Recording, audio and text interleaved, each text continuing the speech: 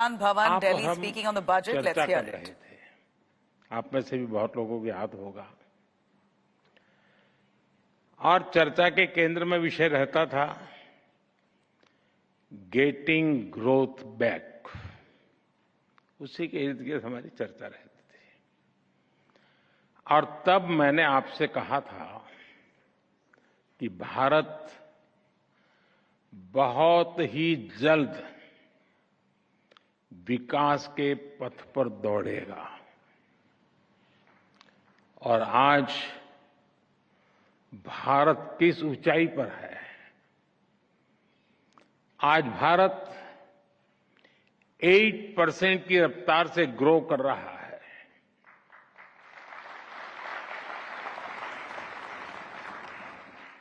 आज हम सभी डिस्कस कर रहे हैं जर्नी टवर्ड्स विकसित भारत। ये बदलाव सिर्फ सेंटिमेंट्स का नहीं है। ये बदलाव कॉन्फिडेंस का है। आज भारत दुनिया की 5वीं सबसे बड़ी आर्थिक ताकत है। और वो दिन दूर नहीं जब भारत दुनिया की तीसरी सबसे बड़ी इकोनॉमी पावर बन जाएगा।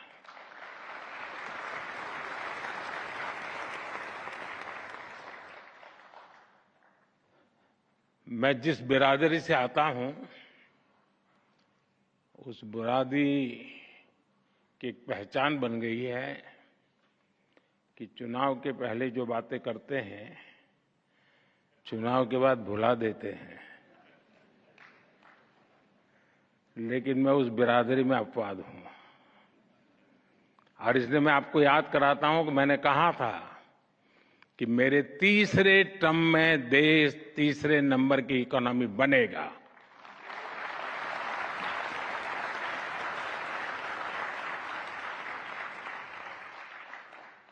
भारत बहुत सधे हुए कदमों से लगातार आगे बढ़ रहा है। साथियों, जब 2014 में आप सबने हमें देश की सेवा करने का अवसर दिया,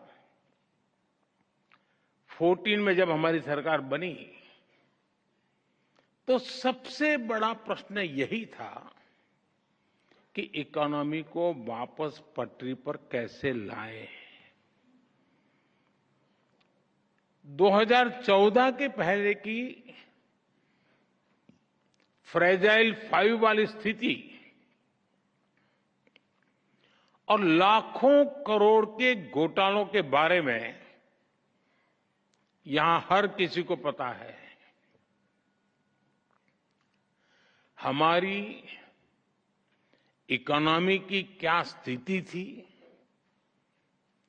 इसकी बारीकियां सरकार ने व्हाइट पेपर जारी करके देश के सामने रखी है। मैं उसके विस्तार में नहीं जाऊंगा, लेकिन मैं आपसे अपेक्षा करता हूं कि आप जैसे लोग, आप जैसे संगठन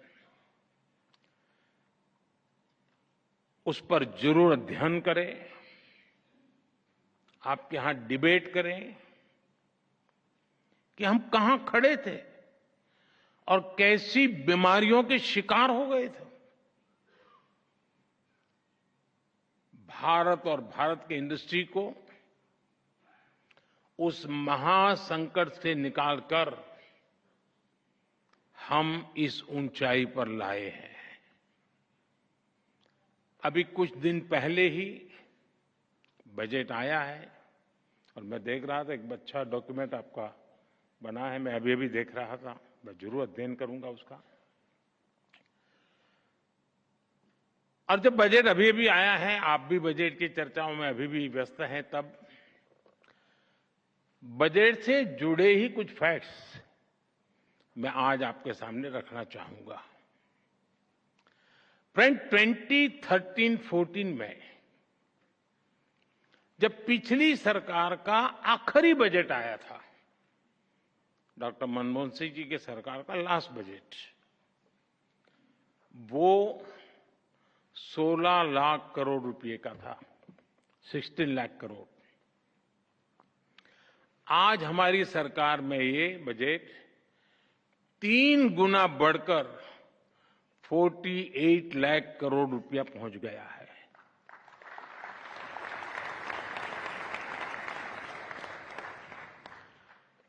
कैपिटल एक्सपेंडिचर, जिसे रिसोर्स इन्वेस्टमेंट का सबसे बड़ा प्रोडक्टिव माध्यम कहा जाता है, और उसका आंकड़ा बहुत ही इंटरेस्टिंग है। 2004 जब अटल जी की सरकार गई, 2004 में यूपीए सरकार की शुरुआत हुई और यूपीए सरकार के पहले बजट में कैपिटल एक्सपेंडिचर करीब 90,000 करोड़ रुपए था, 90,000 करोड़ रुपीस। 10 साल सरकार चलाने के बाद, यानी 2014 में यूपीए सरकार का 10वां वर्ष था, अपने कैपिटल एक्सपेंडिचर का बजट 2 लाख करोड़ रुपए, 2 लाख करोड़ रुपए तक पहुंचा पाई थी, यानी 90,000 से 2 लाख करोड़। और आज कैपेक्स 11 लाख करोड़ रुपए से भी ज्यादा है।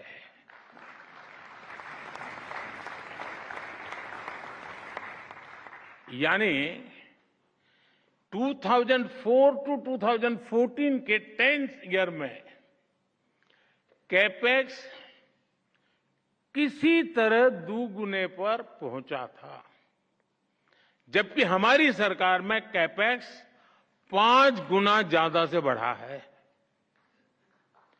और आप अलग अलग सेक्टर्स को देखेंगे तो भी आपको सटीक अंदाजा मिलेगा कि आज भारत किस तरह हर सेक्टर की इकोनॉमी पर फोकस कर रहा है।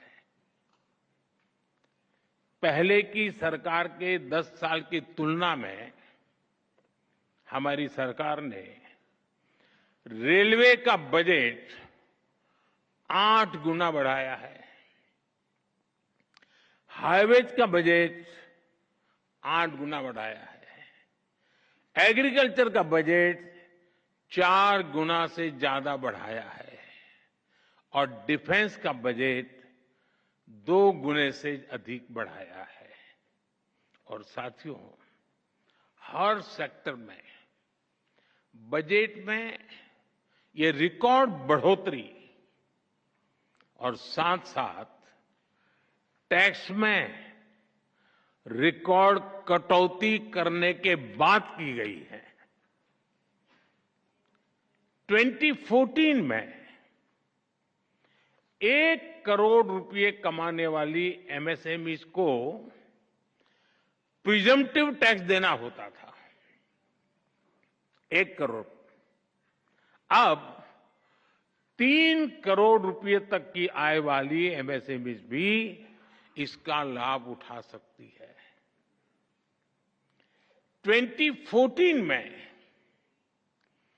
50 करोड़ तक कमाने वाली एमएसएमईज को 30% टैक्स देना होता था, आज ये रेट 22% है। 2014 में कंपनियां 30% कॉर्पोरेट टैक्स देती थी, आज 400 करोड़ रुपए तक की आय वाली कंपनियों के लिए रेट 25% है। और फ्रेंड्स, बात सिर्फ बजट एलोकेशन बढ़ाने या टैक्स कम करने की नहीं है, बात गुड गवर्नेंस की भी है।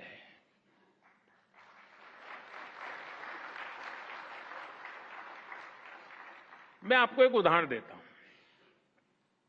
अब जैसे कोई कमजोर व्यक्ति होता है जिसका वजन कम हो, लेकिन उसके शरीर में किसी बीमारी के कारण सूजन आए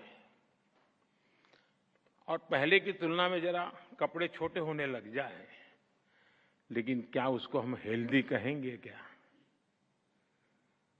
वो तंदुरुस्त है ऐसा मानेंगे क्या?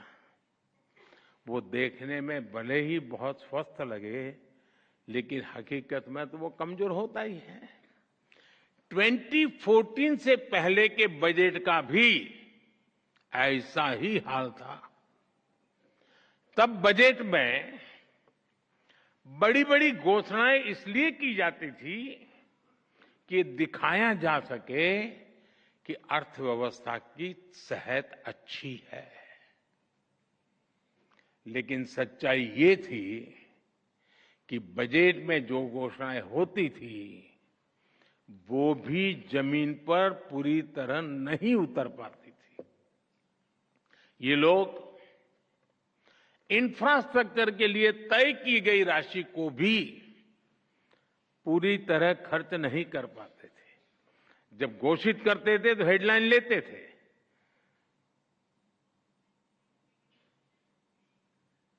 शेयर मार्केट में भी शायद थोड़ी दिखाई देता होगा।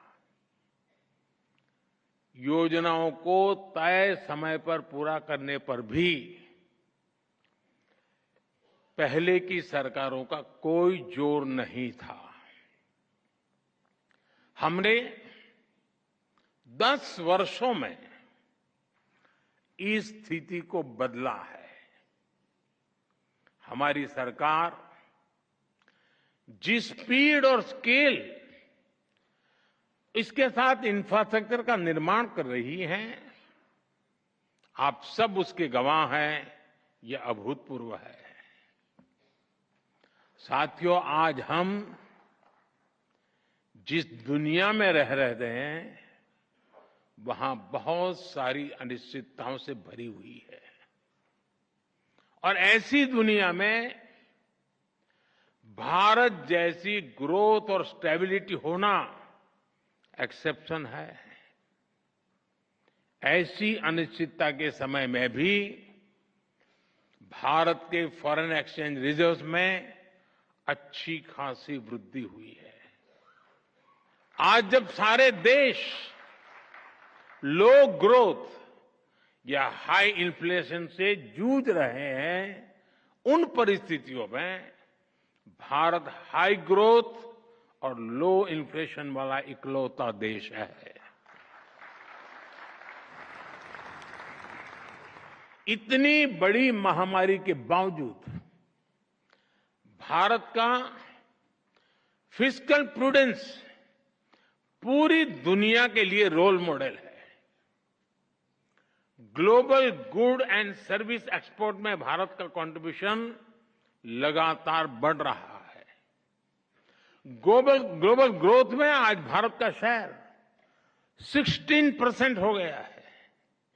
और आप ध्यान दीजिए, भारत ने ये ग्रोथ तब हासिल करके दिखाई है जब पिछले 10 साल में इकोनॉमी को झटका देने वाले अनेक संकट आए। हमारे कार्यकाल में ये भी एक मुसीबत रही। 100 साल की सबसे बड़ी पैंडेमिक, दुनिया के अलग अलग देशों में युद्ध की स्थिति, भारत में बड़ी बड़ी प्राकृतिक आपदाएं, कभी साइक्लोन, कभी सूखा, कभी भूकंप। हमने हर संकट का मुकाबला किया, हर चुनौती का समाधान किया। अगर ये संकट न आते तो भारत जहां आज पहुंचा है उससे भी कहीं अधिक ऊंचाई पर होता, और ये मेरा विश्वास, मेरे अनुभव के आधार पर मैं कह रहा हूं।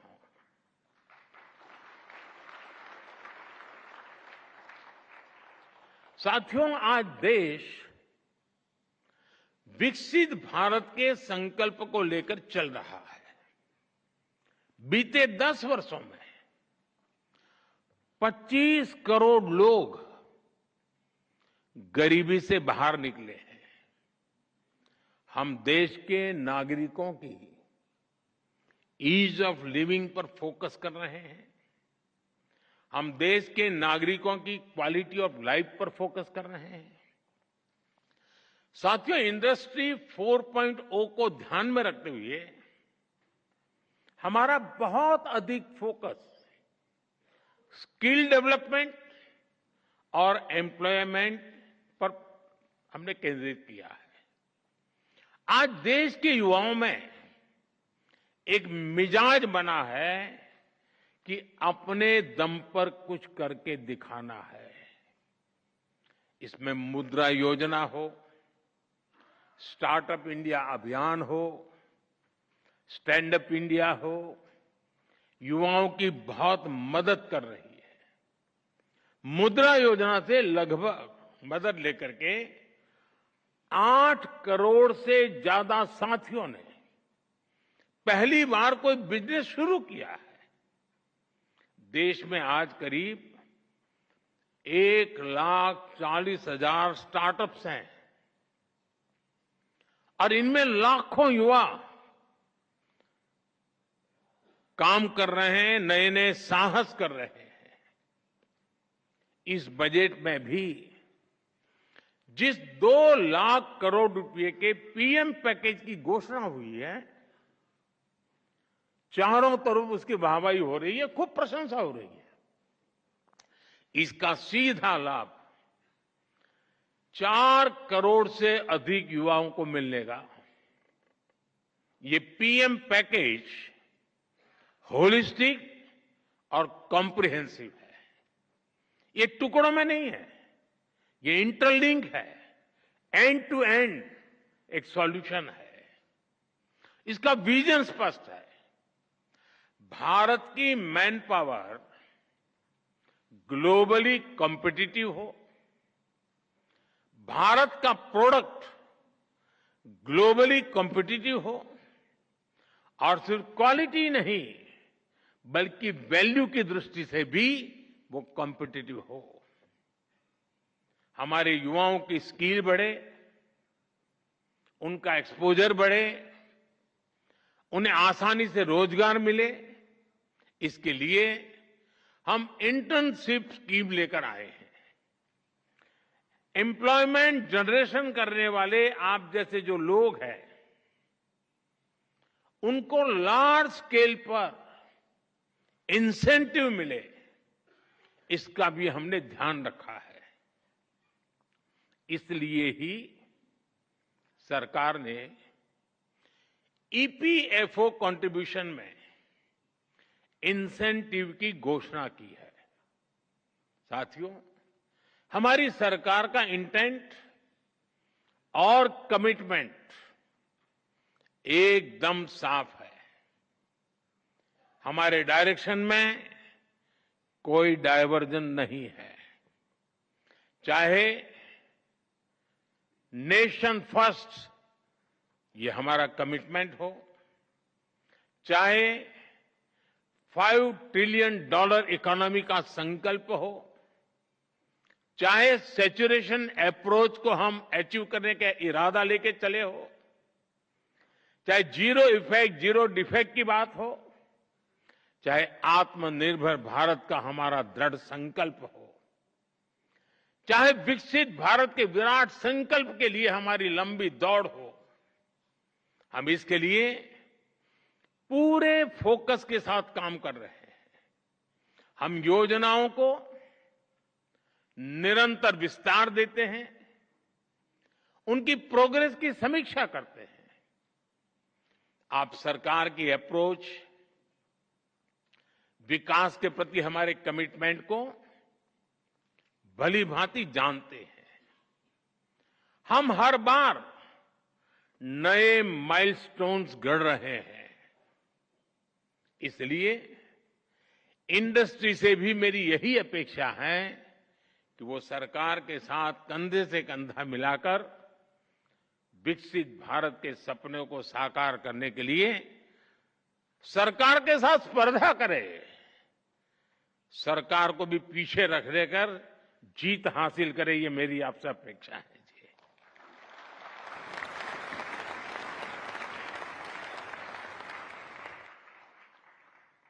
पीएम पैकेज की घोषणाएं,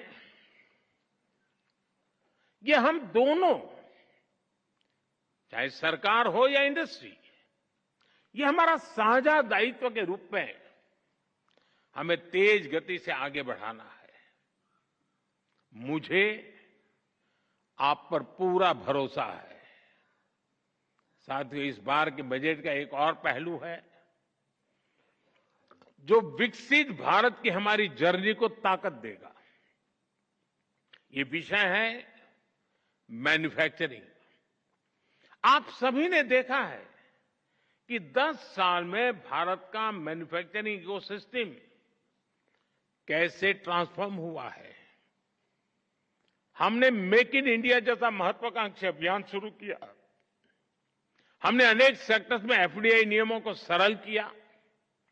हमने मल्टी मॉडल लॉजिस्टिक पार्क बनाए। 14 सेक्टर्स के लिए पीएलआई स्कीम्स लॉन्च की।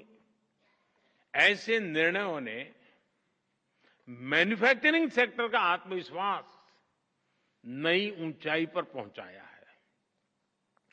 अब इस बजट में देश के 100 बड़े शहरों के पास investment ready plug and play industrial park बनाने की घोषणा हुई है।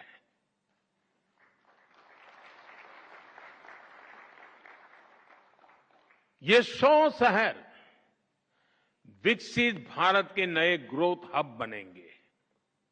सरकार मौजूदा इंडस्ट्रियल कॉरिडोर्स का भी आधुनिकीकरण करेगी। हमारा बहुत बड़ा फोकस एमएसएमईज पर भी है। इससे करोड़ों लोगों को रोजगार मिलता है। सरकार ने एमएसएमई को सुविधाएं देने के साथ ही उनकी चुनौतियों को एड्रेस किया है। एमएसएमईज को जरूरी वर्किंग कैपिटल और क्रेडिट मिले, उनके कंप्लायंस बर्डन और टैक्सेस कम हो, उनकी मार्केट एक्सेस और संभावनाएं बेहतर हो, एमएसएमईज का फॉर्मलाइजेशन हो। इसके लिए 2014 से ही हमने लगातार काम किया है। इस बजट में भी एमएसएमई के लिए नई क्रेडिट गारंटी स्कीम लॉन्च की गई है। साथियों, जब बजट आता है तो उसके बाद अक्सर चर्चा कुछ प्रमुख बातों के इर्द गिर्द ही सिमट जाती है और ज्यादातर तत्कालीन चर्चा मीडिया ड्रिवन होती है और वो भी एजेंडा के तहत ड्रिवन होती है। जब शांत वातावरण होता है तब जाकर के स्थितियां की तरफ नजर गहराई से जाती है। कई बार संबंधित इंडस्ट्री या फिर एक्सपोर्ट्स वे भी थोड़ा बहुत उनका ध्यान जाता है, उसकी बात करते भी है। लेकिन बजट की ऐसी बातें मुझे लगता है कि हर क्षेत्र में बार बार दोहराना जरूरी है। माइक्रो लेवल पर भी उसका एनालिसिस जरूरी है। अब जैसे बजट में न्यूक्लियर पावर जनरेशन के लिए एलोकेशन बढ़ाया गया है। हम कृषि में भी डिजिटल पब्लिक इंफ्रास्ट्रक्चर बनाने जा रहे हैं। हम किसानों को जमीनों के नंबर देने के लिए भू आधार कार्ड भी देने जा रहे हैं। स्पेस इकोनॉमी के लिए भी 1000 करोड़ रुपए के वेंचर कैपिटल की व्यवस्था की गई है। बजट में क्रिटिकल मिनरल मिशन की भी घोषणा की गई है। हम जल्द ही माइनिंग के ऑफशोर ब्लॉक्स के पहले चरण की नीलामी शुरू करने वाले हैं। ये सारे ऐलान प्रगति के नए रास्ते खोलेंगे, नए अवसर बनाएंगे। फ्रेंड्स, आज जब भारत दुनिया की तीसरी सबसे बड़ी इकोनॉमी बनने वाला है, तो नए सेक्टर्स में भी संभावनाएं बन रही हैं। विशेष रूप से हमारे सनराइज सेक्टर्स में। आप जानते हैं, टेक्नोलॉजी ही वर्तमान है, टेक्नोलॉजी ही फ्यूचर है। आज जो भी देश सेमीकंडक्टर वैल्यू चेन में अपनी जगह बनाएगा, वो भविष्य में बड़ी भूमिका में रहेगा। और इसलिए हम भारत में इस इंडस्ट्री को आगे बढ़ा रहे हैं। इसी तरह हम इलेक्ट्रॉनिक्स मैन्युफैक्चरिंग को भी एनकरेज कर रहे हैं। आज मोबाइल मैन्युफैक्चरिंग रिवॉल्यूशन का दौर है। एक जमाने में जो भारत मोबाइल फोन्स को इंपोर्टर था, वो आज दुनिया के टॉप मोबाइल मैन्युफैक्चरर और एक्सपोर्टर में स्थान ले चुका है। भारत में हमने ग्रीन जॉब सेक्टर के लिए एक बहुत बड़ा रोड मैप तैयार किया है। हम ग्रीन हाइड्रोजन, इलेक्ट्रिक व्हीकल्स, ऐसे अनेक सेक्टर्स को आगे बढ़ा रहे हैं। अब पीएम सूर्यघर योजना, ये इतनी बड़ी योजना है, इतने वेंडर्स की जरूरत है, और सरकार एक एक घर को 75,000 रुपया देने वाली है। ये अपने एक बहुत बड़ा रिवॉल्यूशन होने वाला है। इस बजट में क्लीन एनर्जी के लिए उठाए गए कदमों की खूब चर्चा हो रही है। आज के दौर में एनर्जी सिक्योरिटी और एनर्जी ट्रांजिशन दोनों ही इकोनॉमी और इकोलॉजी के लिए इतने ही महत्वपूर्ण है। लेकिन इसके साथ ही हम स्मॉल न्यूक्लियर रिएक्टर्स पर भी काम कर रहे हैं। इससे न सिर्फ एनर्जी एक्सेस के रूप में इंडस्ट्री को लाभ होगा, बल्कि इस सेक्टर से जुड़ी पूरी सप्लाई चेन को भी बिजनेस की नई संभावनाएं मिलेगी। हमारी इंडस्ट्रीज और एंटरप्रेन्योर्स ने हमेशा देश के विकास के लिए अपनी प्रतिबद्धता दिखाई है। मुझे विश्वास है कि मैंने जिन भी सनराइज सेक्टर्स का जिक्र किया है, उन सभी में आप भारत को ग्लोबल प्लेयर बनाने वाले हैं।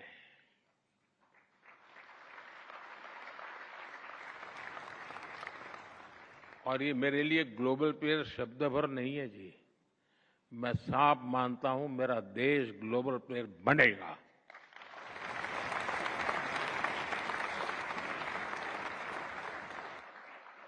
साथियों, हमारी सरकार के पास राजनीतिक इच्छा शक्ति की कोई कमी नहीं है, और इससे तो आप भी परिचित हैं। हमारे लिए देश और देशवासियों की आकांक्षाएं, उनके एस्पिरेशंस, ये हमारे लिए सर्वोपरि है। मैं इंडस्ट्री को, भारत के प्राइवेट सेक्टर को भी विकसित भारत बनाने का एक सशक्त माध्यम मानता हूं। मैं आप जैसे साथियों को, वेल्थ क्रिएटर्स को भारत की ग्रोथ स्टोरी का प्रमुख ड्राइविंग फोर्स मानता हूं। और मैं लाल किले से भी गर्व के साथ इसका जिक्र करने में संकोच नहीं करता हूं। साथियों, पूरी दुनिया की नजर आज भारत पर है, आप सब पर है। आज भारत की नीति, भारत की निष्ठा, भारत का निश्चय, भारत के निर्णय और भारत में हो रहा निवेश पूरे विश्व की प्रगति का आधार बन रहा है। दुनिया भर के इन्वेस्टर्स यहां आने के लिए लालायित है। वर्ल्ड लीडर्स भारत को लेकर पॉजिटिविटी से भरे हुए हैं। ये भारत की इंडस्ट्री के लिए बेहतरीन मौका है, गोल्डन चांस है। हमें इस मौके को गंवाना नहीं है। मैंने नीति आयोग की बैठक में भी अभी जब मुख्यमंत्रियों से मीटिंग हुई तो मैंने उनसे कहा है कि इन्वेस्टर फ्रेंडली चार्टर तैयार करे हर राज्य। राज्यों के बीच एक हेल्दी कंपटीशन हो इन्वेस्टमेंट को आकर्षित करने के लिए। और मैं नहीं चाहता हूं कि मेरे देश का एक भी राज्य पीछे रह जाए। निवेश के लिए नीतियों में और स्पष्टता लाएं, बेहतर माहौल बनाएं, गुड गवर्नेंस का एहसास हर कदम पर होना चाहिए ताकि निवेशक देश के हर राज्य में जा सके। साथियों, मैं गत 10 वर्ष के अनुभव के आधार पर और विश्व की स्थितियों को बारीकी से जानने के बाद मैं पूरे विश्वास के साथ कहता हूं कि देश जब आजादी की शताब्दी मनाएगा, भारत की आजादी के जब 100 साल होंगे, वो शताब्दी हम विकसित भारत के रूप में मनाएंगे। All right, that's Prime Minister Narendra Modi hailing the budget this time, says Viksit Bharat, that's the vision, and the budget is focused in that direction.